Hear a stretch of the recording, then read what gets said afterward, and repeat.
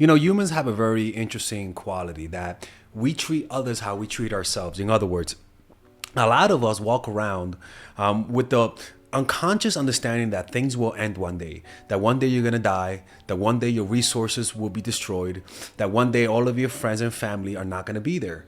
And so we walk around with a delusion that that will never happen. We walk around with endless time, thinking that we're gonna have time forever to reach our goals. We think we're gonna have unlimited energy, right? And so we walk around with a mindset thinking that we could do anything without any limitations. And what does that do? That causes us to waste time, to waste resources, to waste relationships because we think we're gonna have another one, the next one. We waste our time, and so we really never really achieve our goals because we never have that sense of urgency. And so we extend that psychological grandiose way of looking at the world, and we treat our partners that way. Like I said, we treat others how we treat ourselves. So what do? We deny them of the reality that one day you're gonna leave. We deny them of the reality that you're not there unconditionally. We deny them of the reality that I am somebody worthy to be worked for.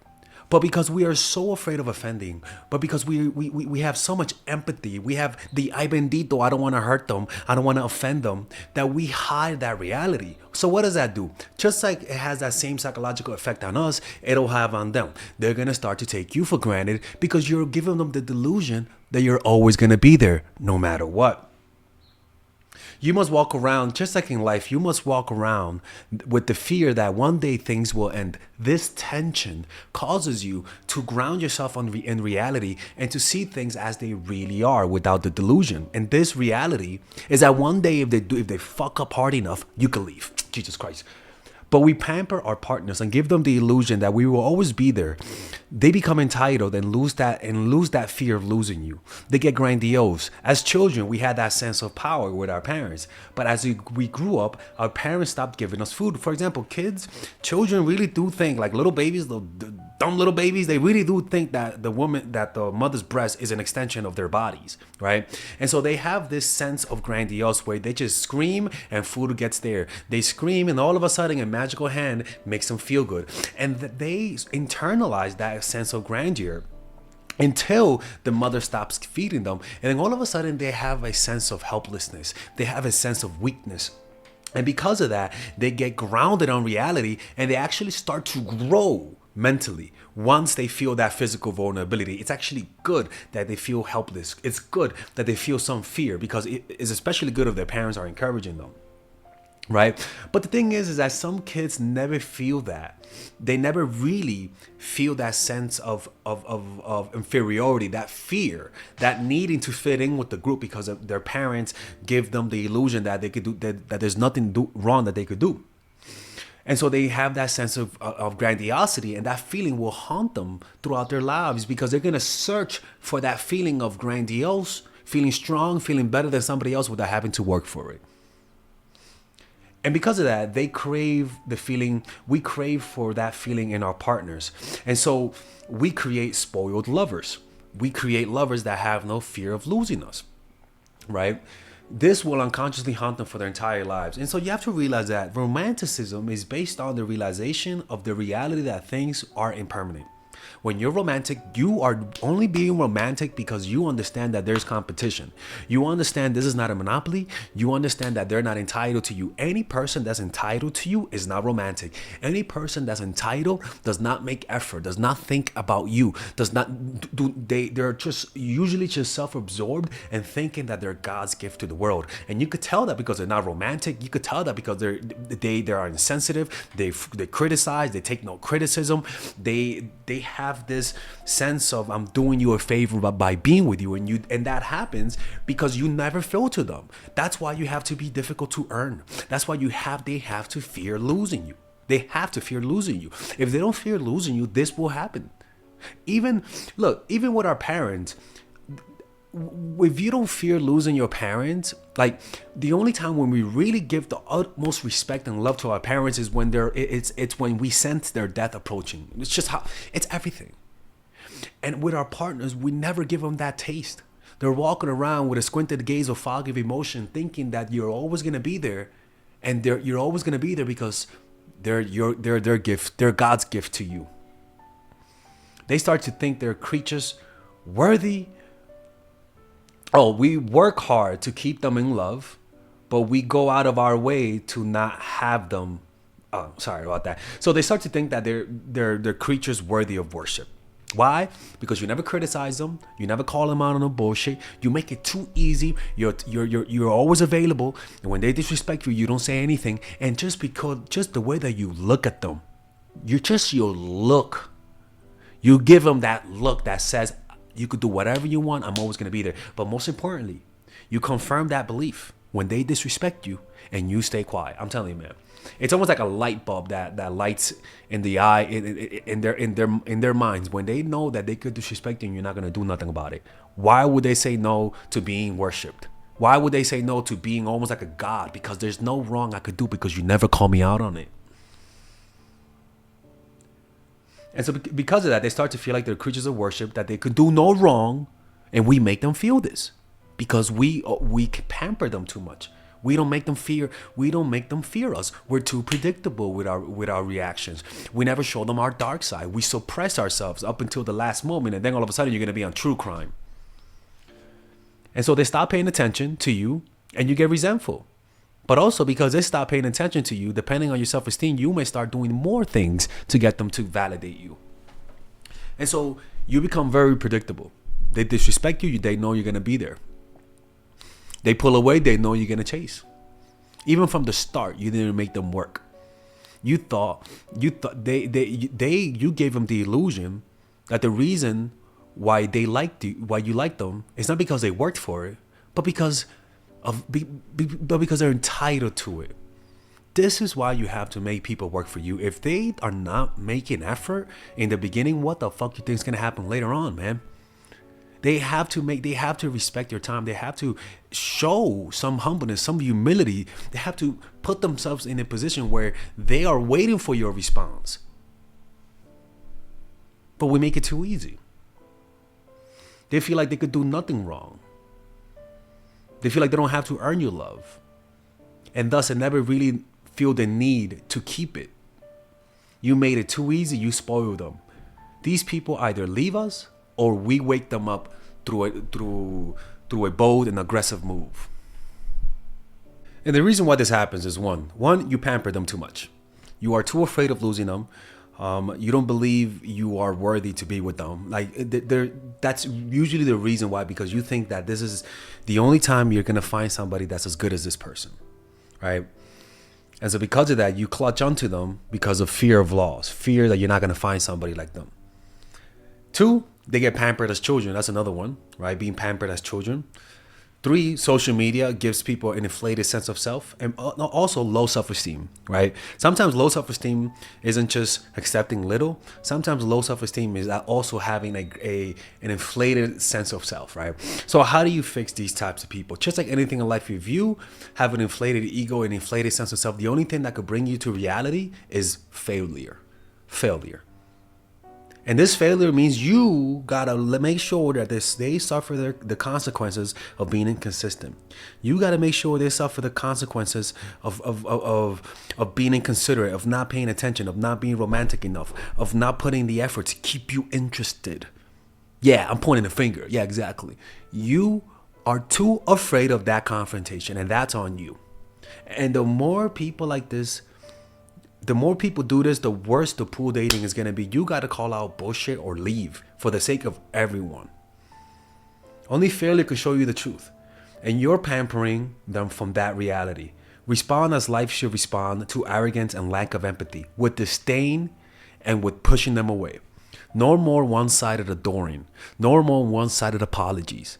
If you notice that they're not really that excited to see you, that they don't really put the effort, that you're the one putting the effort, you're not making them earn anything. You're the one that's earning their love. You're the one that's putting more effort. Of course that's why you feel like they're the prize and not you. No, fuck that shit. Start from the start. From the start, if the person is not making effort, if the person forgets the date, if the person forgot to text you, if the person is too busy for you, people, listen to me. Like I said, love is like a crack addiction. No crackhead says, I don't have enough money for crack. No crackhead says, I don't have enough time for crack. They will find time, and you are the crack, all right? We got to stop pampering people, man. If they're being disrespectful, I know it sucks having to have a confrontation, but that's not your fault. That's their fault. It's their fault you have to do this. So they should be mad at themselves. But your job is to make sure that you don't pamper them. Your job is to make sure that you don't hide their face. It's like a parent that doesn't expose kids to different types of foods. You're going to create kids with a bunch of allergies. Expose them to all the foods. Stop being a Karen mom. Stop pampering them. Stop protecting them from negativity. Let them take a few hits. That's how people grow, and that's how relationships grow. But if you're just doing this one where they have no fear of losing you because you're always there, because you're never really punishing them for their mistakes, because everyone makes mistakes, then you never really punish them for crossing your boundaries. They have no fear of your dark side. What do you think is gonna happen? Of course they're gonna treat you like shit. Of course they're not gonna be afraid of losing you. And when they do lose you, they're gonna say you weren't worth shit because you really didn't make me earn anything. I had no fear of losing you. Let me tell you something. Anyone who values anyone has an appropriate amount of fear. Anyone who values anything has an appropriate amount of fear. If I notice that I don't find my phone in my pockets, my heart is gonna drop a little bit.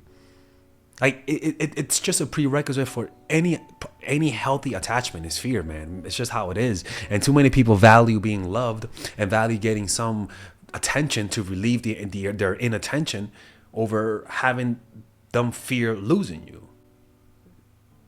That is more important, people. You get what I'm saying? So you got to make them realize that you are somebody who's crazy enough to leave. That they misunderstood you. That they wrongly read your character. You do that through doing something drastic, something bold, leaving, calling them out, moving out, breaking up. Those things will have them think and say, okay, they're not who I expect them to be.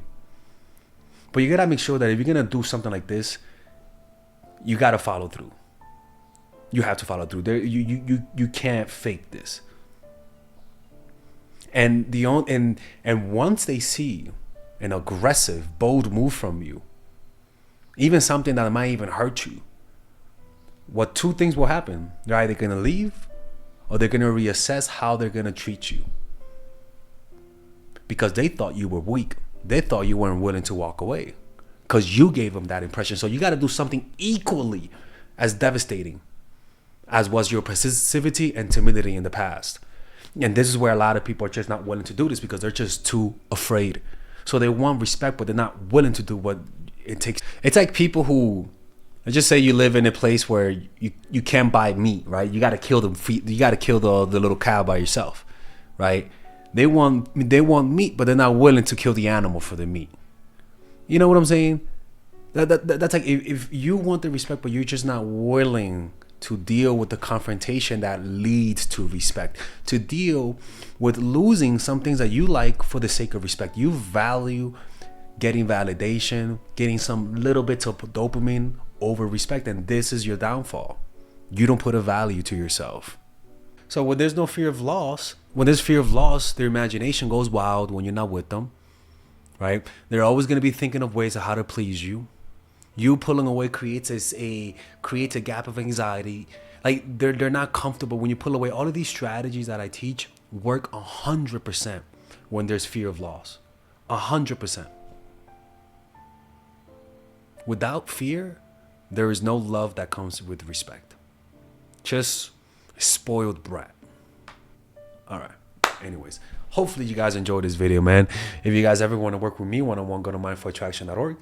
Don't forget, become Patreon supporters to get videos that I don't post on YouTube to support the channel. Because if you don't do that, I'm gonna have to close it. And I'll see you guys later. Bye-bye. All right, ladies and gentlemen, if you guys ever want to learn how to use your feminine energy to influence people, learn how to use your masculine energy to become more assertive, and also learn how to blend both energies to improve your dating life, your spiritual life, honestly, your relationship life, your family life, your career life, this is the course for you. If I had to make a course for my nieces, I have two nieces, one is 19 and one is 15. 16. Holy shit. Oh my God, he's a bad fucking uncle. He's a bad uncle. Get him. Shut up, Melissa. You should get this course, right? And this is the course that I will make for them. So, for example, watch the curriculum, right? In the first week, we're going to be showing you how to establish a strong masculine foundation without letting it hurt your feminine energy. This masculine foundation is a source of who you are, right? It's your bodyguard. Without this, whatever feminine energy you create will be destroyed by the outside, because your masculine is your shield. So we'll talk about goal setting. We'll talk about how to develop a serious attitude. We're gonna be talking about how to use more logic, how to use more goal-oriented behavior. It's more how to be a man. Now the next one is how to embrace the feminine energy, right?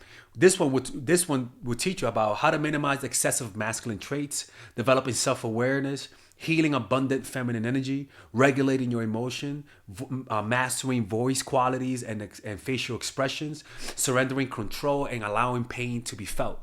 This is honestly, this will supercharge, like Kaioken, your masculine energy. After that, we have femininity in the workplace, and how to be feminine in the workplace without letting people take advantage of you, and the nuances of how women of power should behave versus women who are subordinates in the workplace, and even the dress code. This is based on psychology, people. It's kind of insane. I'm actually excited about this one. The next week, we talk about navigating the labyrinth of male and female friendship, and this a lot of women find confusing, so we talk about that.